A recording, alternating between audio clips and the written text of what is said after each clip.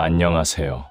오늘은 중국 현대사의 주요 인물인 마오쩌둥부터 덩샤오핑 그리고 시진핑 시대를 관통하며 중국 경제가 어떻게 변화했고 2026년 현재 몰락 위기에 처한 상황까지 이르게 되었는지 그 주요 사건들과 지도자들의 역할을 심도 있게 분석해보는 시간을 갖겠습니다.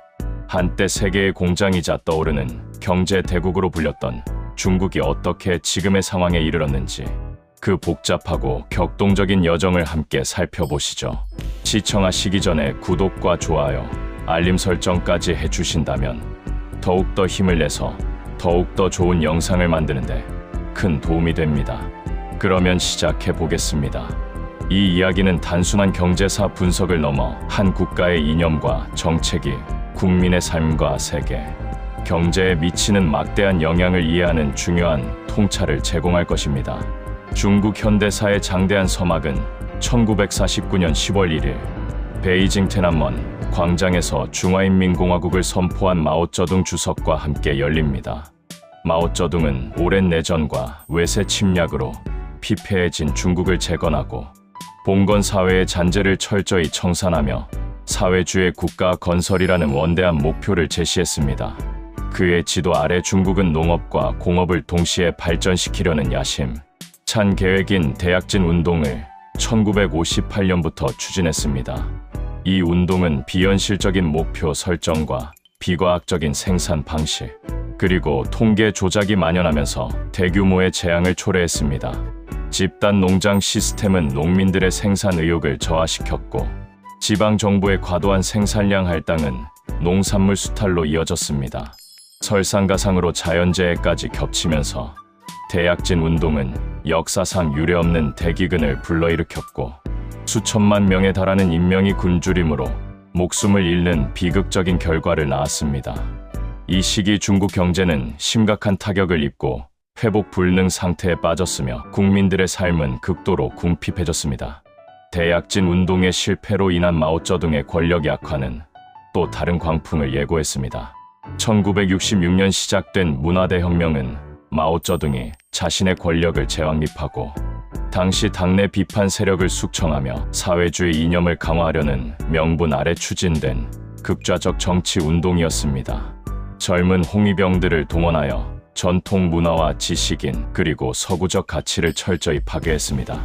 학교는 문을 닫았고 교수와 예술가, 학자들은 강제 노동에 시달리거나 박해를 받았습니다. 이로 인해 교육 시스템은 완전히 붕괴되었고 과학기술 발전은 장기간 동안 멈춰섰습니다. 문화대혁명은 중국 사회 전반에 걸쳐 극심한 혼란과 파괴를 야기했으며 경제적으로도 막대한 손실을 입혔습니다.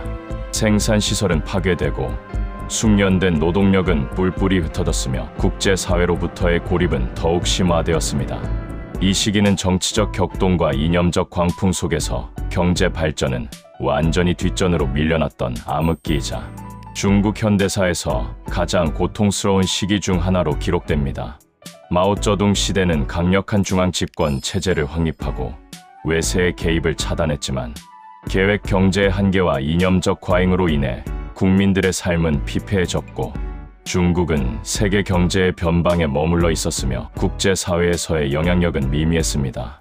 마오쩌둥 사망 이후 1978년 덩샤오핑은 중국의 운명을 완전히 바꿔놓을 대변혁을 시작합니다.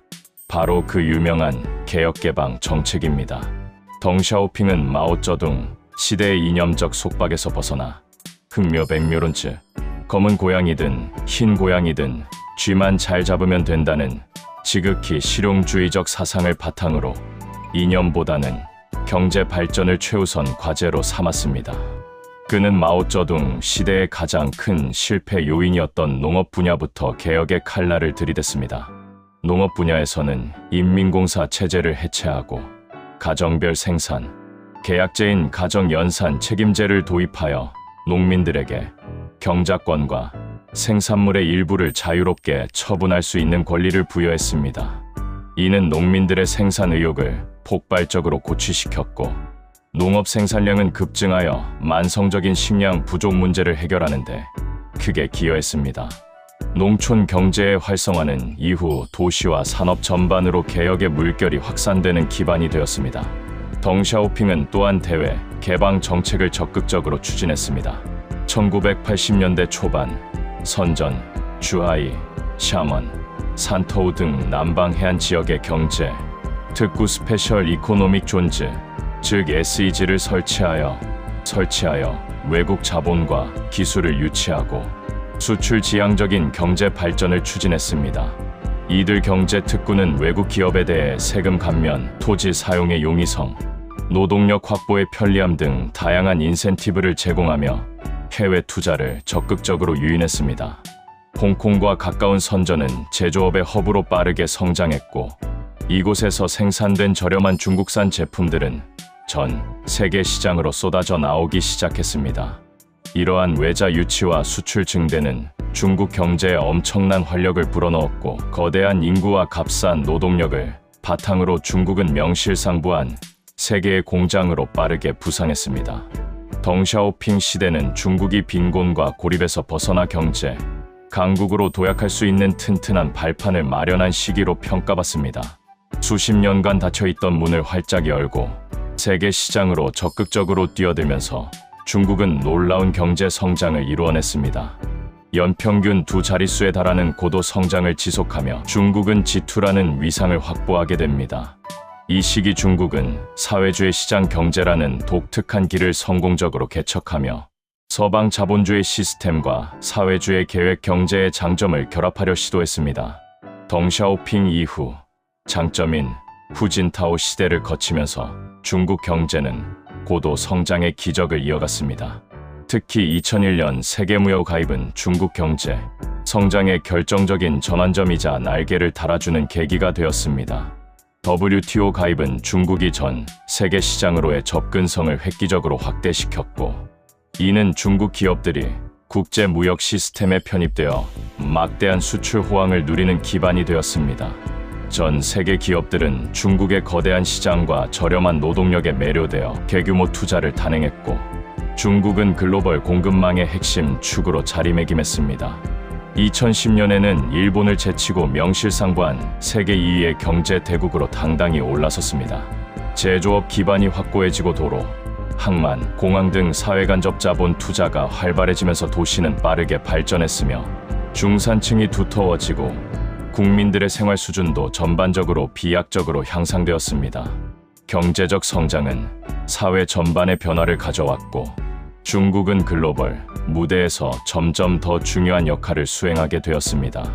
2012년 시진핑 주석이 집권할 무렵까지 중국 경제는 그야말로 승승장구하는 것처럼 보였습니다. 비록 글로벌 금융위기의 여파로 성장률은 다소 둔화되는 조짐을 보였지만 여전히 높은 수준을 유지했고, 막대한 외환 보유액과 거대한 내수 시장은 중국 경제의 든든한 버팀목이자 미래 성장 동력으로 평가받았습니다. 하지만 영원할 것 같던 중국 경제의 고속 성장은 2012년 시진핑 주석 집권 이후 조금씩 다른 양상을 띠기 시작했습니다. 시진핑 주석은 집권 초기에 강력한 반부패 운동을 전개하며 당의 기강을 바로잡고 효율성을 높이는 듯했습니다. 그러나 시간이 흐르면서 그의 통치 스타일은 권력 집중과 국가 주도 경제 강화, 그리고 사회 통제 강화로 귀결되는 경향을 보였습니다. 2018년 미중 무역 전쟁이 발발하면서 중국 경제는 외부 환경의 불확실성에 더욱 크게 노출되었습니다. 미국과의 기술 패권 경쟁은 화웨이 사태, 반도체 규제 등으로 구체화되면서 중국의 첨단 기술 기업들의 성장에 심각한 제동을 걸었습니다. 이러한 외부적 요인과 함께 내부적으로도 과도한 부동산 투자, 지방 정부 부채, 환경 오염 등 여러 문제들이 수면 위로 떠오르기 시작했습니다. 시진핑 시대의 특징은 질적 성장을 강조하고 공동 부유를 외치며 분배를 강조했지만, 이러한 정책들이 오히려 기업 활동과 시장의 활력을 저하시키는 결과를 낳기도 했습니다. 그리고 2026년 3월 현재 중국 경제는 과거 2012년까지의 고속 성장과는 전혀 다른 심각한 총체적 난국에 빠져들었다고 평가받고 있습니다. 전 세계 주요 경제 기관들은 중국 경제 성장률 전망치를 지속적으로 하향 조정하고 있으며 비관적인 시나리오까지 거론되는 상황에 이르렀습니다. 그렇다면 2026년 현재 중국 경제 몰락의 주요 원인들은 무엇일까요? 이 복합적인 위기의 근원을 파고들어 보겠습니다. 우선 가장 큰 문제로 지적되는 것은 단연 부동산 시장 침체입니다. 과거 중국 경제 성장의 핵심 동력이자 견인차 역할을 했던 부동산 시장은 이제 중국 경제의 발목을 잡는 거대한 리스크 덩어리로 변모했습니다. 지난 수십 년간 정부의 인프라 투자와 함께 폭발적으로 성장했던 부동산 시장은 과도한 투기와 투기 심리로 인해 거품이 형성되었고 이제 그 거품이 꺼지는 과정에 있습니다. 현재 주택 재고는 심각한 수준으로 과잉 상태이며 주택 공급은 수요를 훨씬 초과하고 있습니다. 특히 헝다 에버그란데, 비구이 위안 컨츄리 가든과 같은 대형 부동산 개발 기업들은 막대한 부채를 감당하지 못하고 디폴트 위기에 처하거나 실제로 파산하는 상황에 직면했습니다. 이러한 기업들의 부실은 단순히 해당 기업의 문제를 넘어 자금을 빌려준 은행 등 금융 시스템 전반으로 불안감을 확산시키고 있습니다.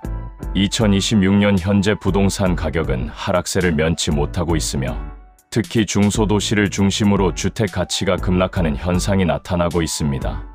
주택 구매 심리는 극도로 위축되어 단기간 내 회복은 어려울 것이라는 전망이 지배적입니다. 일부 베이징, 상하이 등 일선 도시에서 주택 거래가 소폭 증가하는 등 미미한 회복 조짐이 보인다고 하지만 이는 전체 거대한 시장의 하강 추세를 되돌리기에는 역부족인 상황입니다. 부동산 시장의 침체는 단순히 건설, 경기 위축을 넘어 은행권 부실과 가계 자산 감소로 이어져 소비 심리마저 깊게 위축시키는 악순환을 낳고 있으며 이는 중국 경제의 내수 기반을 크게 약화시키고 있습니다. 두 번째 주요 원인은 심화되는 소비 부진입니다. 부동산 시장 침체와 경제 전반의 불확실성은 가계, 소득 감소와 부채 증가로 이어져 소비자들의 지갑을 굳게 닫게 만들었습니다. 특히 젊은 층을 중심으로 한 높은 실업률은 소비력 약화의 주요 원인으로 작용하고 있습니다. 경제 성장의 둔화와 기업들의 투자 위축은 일자리 창출을 저해하고 이는 다시 소득 감소로 이어지는 악순환을 형성하고 있습니다. 미래에 대한 불안감은 소비자들로 하여금 지출보다는 저축을 선택하게 만들고 있으며 이는 내수 시장의 활력을 더욱 떨어뜨리고 있습니다. 중국 정부는 소비 촉진을 위한 다양한 정책, 예를 들어 자동차, 구매 보조금 지급이나 전자제품, 교체 지원금 등을 내놓고 있지만 이러한 정책들의 효과는 단기적이고 제한적이라는 분석이 지배적입니다. 과거 투자와 수출 주도 성장에서 벗어나 내수 중심으로의 경제 구조 전환을 꾀했지만 소비가 살아나지 않으면서 이러한 정책적 목표 달성이 쉽지 않은 상황입니다. 특히 2020년 이후 전 세계를 강타했던 코로나19 팬데믹 기간 동안 중국 정부가 고수했던 제로 코로나 정책은 주요 도시 봉쇄와 이동 제한을 통해 생산 활동뿐만 아니라 소비 심리에도 치명적인 타격을 입혔고 그 여파가 2026년 현재까지도 경제 전반에 걸쳐 지속되고 있습니다. 소비자 신뢰 지수는 역사적 저점 수준을 기록하고 있으며 가계 부채는 증가하고 저축률은 여전히 높아 소비를 늘리기 어려운 구조적 문제에 직면해 있습니다. 세 번째로는 미중 무역 갈등의 지속 및 심화를 꼽을 수 있습니다. 도널드 트럼프 행정부에서 시작된 미국의 대중국 강경 정책은 조 바이든 행정부에서도 이어지고 있으며 오히려 그 범위와 강도가 확대되는 양상을 보이고 있습니다. 특히 첨단 기술 분야에서의 디커플링, 공급망, 분리 전략은 중국의 기술 발전을 저해하고 글로벌 공급망에서 중국을 배제하려는 시도로 해석됩니다.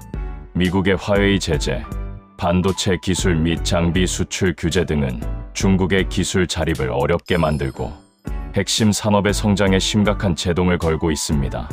이러한 미국의 관세 장벽은 중국의 수출 경쟁력을 약화시키고 있으며 서방 기업들의 중국 내 투자와 생산을 줄이는 탈중국 디리스킹 또는 차이나 플러스 원 차이나 플러스 원 현상도 가속화되고 있습니다. 많은 다국적 기업들이 생산 기지를 베트남, 인도, 멕시코 등으로 옮기면서 중국의 제조업 기반이 약화되고 있습니다.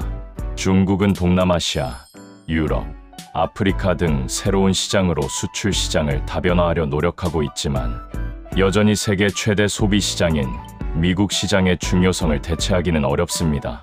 지정학적 긴장은 투자 심리를 위축시키고 예측 불가능한 정책 변화는 기업들의 장기적인 사업 계획 수립을 어렵게 만들고 있습니다. 이러한 외부 환경의 악화는 중국 경제의 성장을 제약하는 주요 요인으로 작용하고 있으며 단기간 내에 해소될 기미를 보이지 않고 있습니다. 네 번째로, 구조적인 문제들이 중국 경제의 발목을 잡고 있습니다. 중국은 더 이상 값싼 노동력만으로 고도 성장을 지속할 수 있는 단계가 아닙니다. 지난 수십 년간의 고도 성장은 저임금 노동력과 막대한 자원 투입, 그리고 환경 파괴를 대가로 이루어진 측면이 강했습니다. 이제 이러한 성장 모델은 한계에 직면했습니다. 생산성 증가율은 둔화되고 있으며 고질적인 높은 부채 수준은 금융 시스템의 안정성에 대한 불안감을 지속적으로 키우고 있습니다. 특히 지방 정부 부채는 그림자 금융과 결합하여 심각한 수준에 도달했으며 이는 잠재적인 금융 위기의 뇌관으로 작용할 수 있다는 우려가 제기됩니다. 더욱 심각한 문제는 인구 고령화와 저출산 현상입니다. 지난 수십 년간 세계 최대 인구 대국이었던 중국은 이제 인구 감소 시대에 본격적으로 접어들었습니다. 2022년에는 60년 만에 처음으로 인구 감소가 관측되었으며 이러한 추세는 가속화될 것으로 예상됩니다. 노동 가능 인구의 감소는 잠재 성장률을 떨어뜨리고 급증하는 고령, 인구 부양에 대한 부담은 사회 전반의 활력을 저하시키고 있습니다. 연금 및 의료 시스템에 대한 압박은 더욱 커질 것이며 이는 국가 재정에도 큰 부담으로 작용할 것입니다.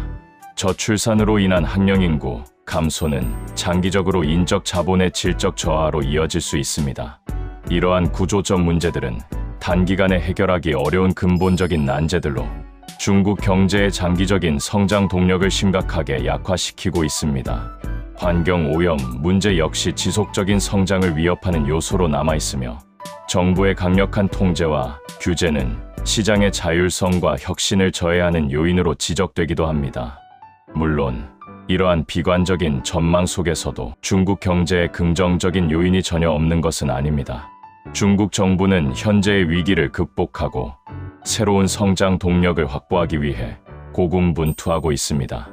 특히 기술 투자 확대는 중국 정부가 국가의 명운을 걸고 추진하는 핵심 전략입니다. 중국 정부는 15차 5개년 계획 2026-2030년에서 기술 개발을 최우선 과제로 삼고 있으며 인공지능 AI, 신에너지 전기차, 태양광 기술, 우주 항공 등 첨단 기술 분야에 막대한 투자를 아끼지 않고 있습니다.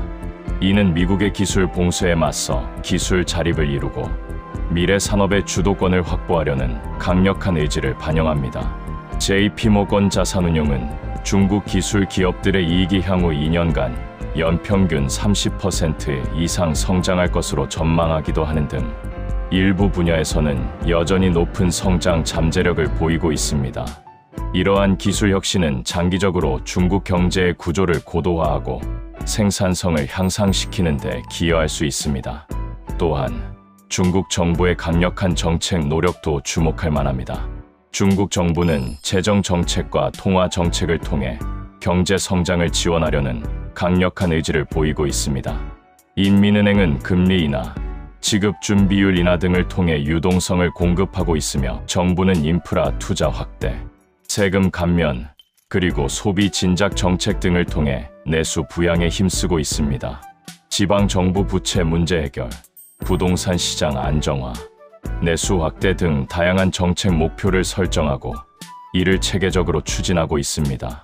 이러한 정부의 강력한 리더십과 정책, 집행 능력은 위기 상황에서 경제를 안정화시키는 데 일정 부분 기여할 수 있습니다. 마지막으로 수출 경쟁력의 유지도 중요한 긍정적 요인입니다.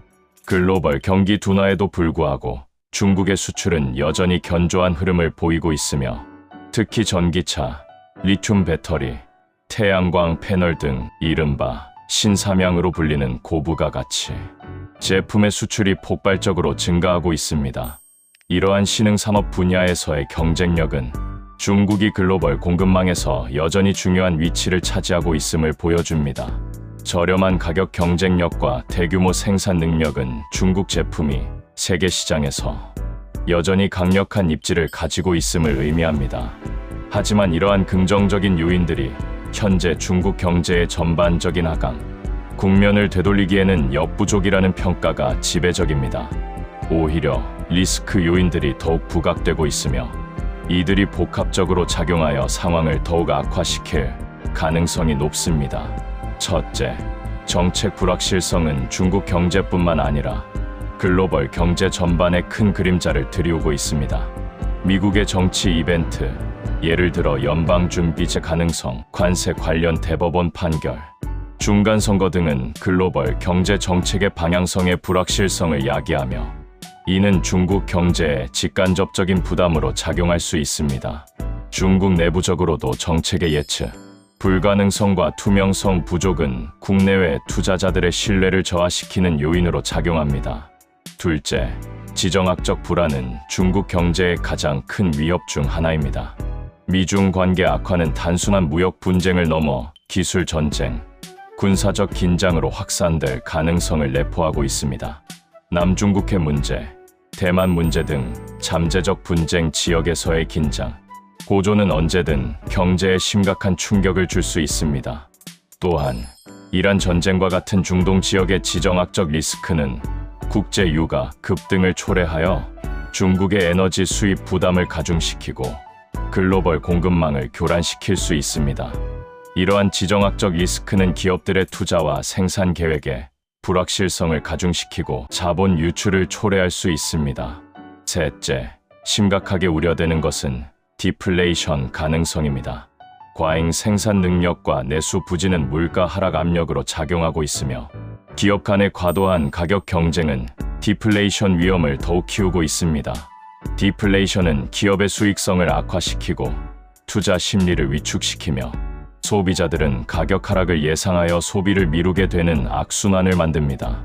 이는 경제 전반의 활력을 떨어뜨리고 장기 침체로 이어질 수 있는 매우 위험한 신호입니다.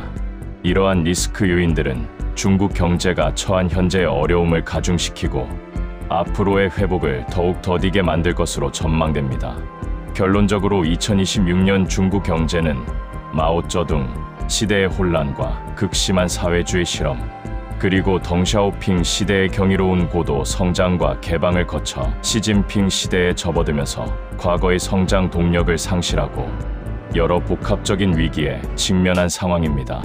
부동산 시장 침체로 인한 금융 시스템 불안정, 소비 부진으로 인한 내수 활력 저하, 미중 무역 갈등의 장기화로 인한 대외 경제 환경 악화, 그리고 인구 고령화와 높은 부채 수준과 같은 구조적 문제들이 복합적으로 작용하여 과거의 영광을 뒤로 한 채 몰락의 길을 걷고 있다는 평가가 지배적입니다. 물론 중국 정부의 강력한 의지와 기술 투자, 그리고 일부 고부가 가치, 수출 품목의 선전은 긍정적인 요소로 작용할 수 있겠지만 이러한 노력만으로는 거대한 경제의 방향을 단기간에 바꾸기 어렵다는 것이 중론입니다. 특히 디플레이션 우려, 지정학적 리스크, 정책, 불확실성 등은 중국 경제의 회복을 가로막는 주요 장애물로 작용할 것입니다. 중국 경제의 미래는 정책 당국의 현명하고 유연한 대처, 그리고 글로벌 경제 환경의 변화에 따라 크게 좌우될 것입니다. 한때 세계 경제를 이끌고 새로운 질서를 만들어갈 것처럼 보이던 중국이 이 거대한 위기를 어떻게 헤쳐나갈지, 아니면 이대로 몰락의 길을 걸을지 전 세계의 이목이 집중되고 있습니다. 과연 중국은 중국 특색 사회주의라는 이름 아래 또 다른 경제 기적을 만들어낼 수 있을까요? 아니면 역사의 시험대에 오르게 될까요? 이 모든 과정은 우리에게 중요한 교훈을 줄 것입니다. 도움이 되셨나요? 구독과 좋아요 부탁드립니다. 감사합니다.